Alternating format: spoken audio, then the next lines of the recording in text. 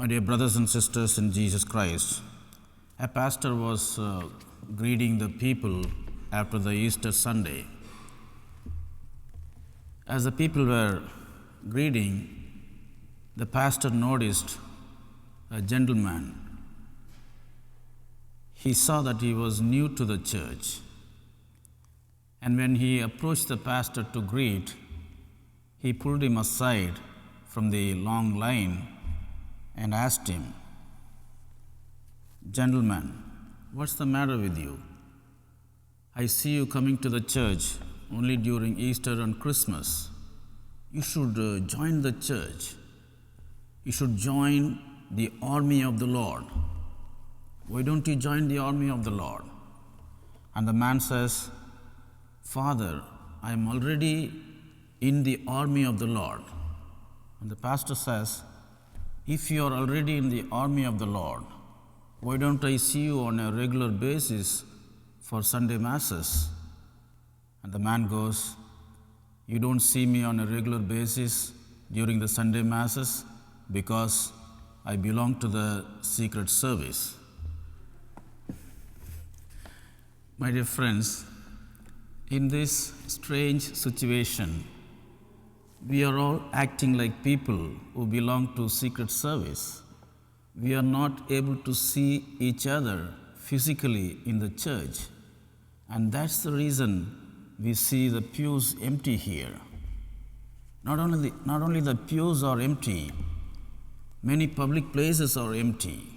We see the shopping malls, the restaurants, schools, and our offices. Everywhere we see emptiness, and we kind of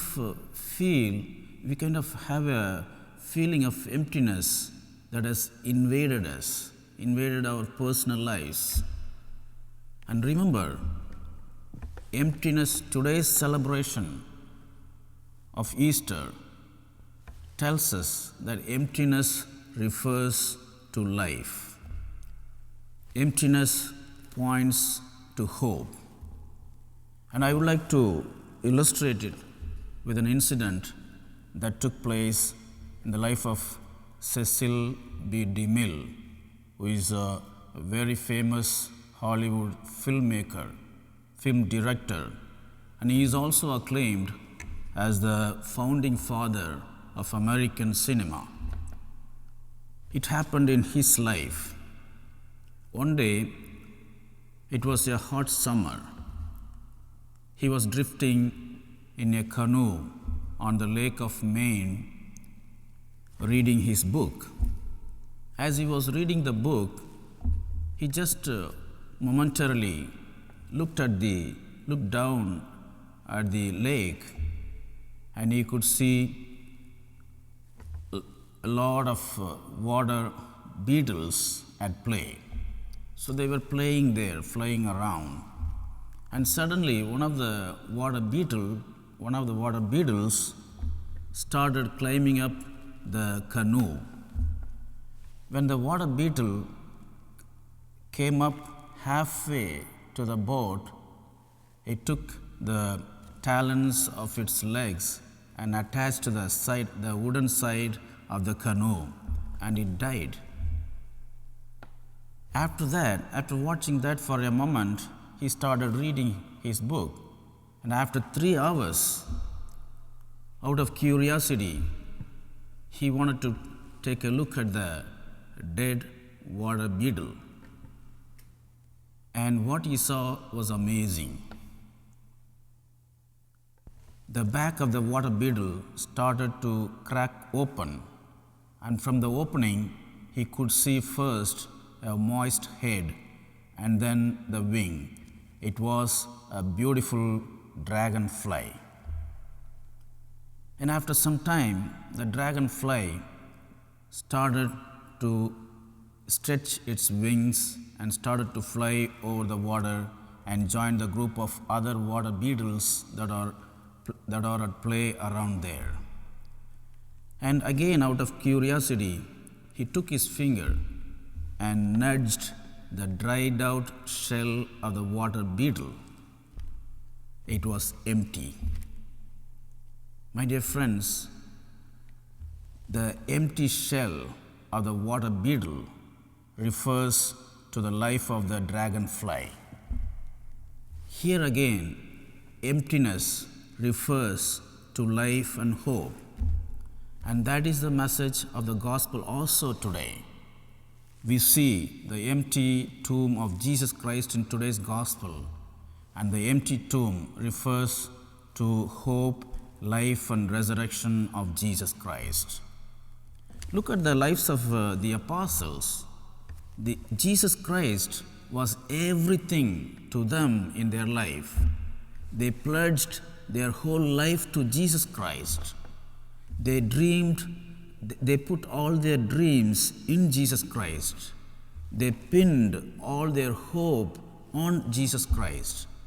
But when the Good Friday came, he was crucified. And when Jesus Christ was crucified, there was emptiness in their life. All their dreams, their hopes died on the cross on which Jesus also died. All their dreams and hopes were crucified also. And there was emptiness in their life. But my dear friends, it did not last long. The Easter Sunday came. When the sun rose on the Easter Sunday, Jesus Christ also rose on that day.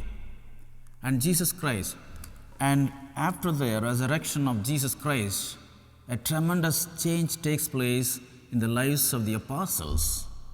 A great transformation takes place in their lives. The people, the disciples who were cowards, now become as zealous and courageous missionaries. When Jesus entered their life, the entry of Jesus into their lives changes their lives tremendously. And they went all over the world to preach the gospel. And we learn from the scriptures that Jesus Christ accompanied them wherever they went. Jesus Christ was with them whenever they preached, and he confirmed the word preached by the apostles by the signs and wonders. My dear friends, the same signs and wonders, the same miracles that Jesus worked in the life of the apostles and in the life of the early Christians can also be worked in our lives. But there is a condition. There is a condition. We have to let Jesus Christ into our lives. We have to invite the risen Lord into our lives. We have to allow the risen Lord to work in our lives. That is the condition. And that is what the apostles and the early Christians did in their lives. And they saw great transformation taking place in their lives. And if we let Jesus Christ to come into our lives, then certainly those changes, those transformation, those miracles and signs could also be worked in our lives. So my dear friends, today as we celebrate this beautiful Easter Sunday, let us ask Jesus Christ to come into our lives. Let us invite him to come into our lives, and no suffering, no pain in our lives can defeat us, because Jesus in our lives. If Jesus starts to work in our lives, no despair, no discouragement can ever defeat us. No misfortune can never defeat us. So let us ask Jesus Christ to come into our lives and work the same miracles that he worked in the life of the apostles and early Christians. Amen.